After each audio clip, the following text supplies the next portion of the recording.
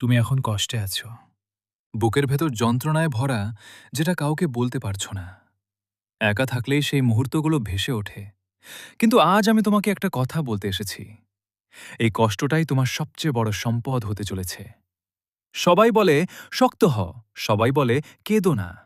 কিন্তু কেউ বলে না কষ্টটাকে অনুভব করো। কারণ যে কষ্ট সহ্য করে সেই একদিন ভেঙে পড়ে হতাশ হয়ে যায়। আর যে কষ্টের মুখোমুখি হয় সেই একদিন উঠে দাঁড়ায় এবং সফল হয়। তোমার কষ্টটা দুর্বলতা নয়, এটা তোমার মানবতার প্রমাণ। জানো কি, হীরা তৈরি হয় চাপের মধ্যে।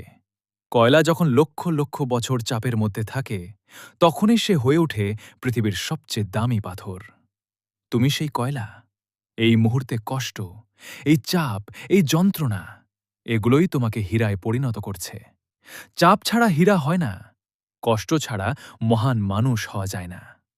এখন প্রশ্ন হল, কষ্টকে কিভাবে শক্তিতে বদলাবে? প্রথমত, কষ্টকে জ্বালানি হিসাবে ব্যবহার করো। দ্বিতীয়ত, কষ্টকে শিক্ষক মানো। প্রতিটা কষ্ট তোমাকে একটা নতুন অধ্যায় শেখায়। তৃতীয়ত, কষ্টকে প্রমাণের সুযোগ দাও। কষ্ট তোমাকে ভাঙতে আসেনি, বরং গড়তে এসেছে। তাই আজ থেকে কষ্টকে আর ভয় পেও না, কষ্টকে স্বাগত জানাও। প্রতিটা কষ্টের পর তুমি আগের থেকে শক্তিশালী। প্রতিটা পতনের পর তুমি আগের থেকে জ্ঞানী। কষ্টকে শক্তিতে বদলাও। ভেঙে পড়েছ, কিন্তু উঠে দাঁড়াও। কান্না করো, কিন্তু আবার হাসো।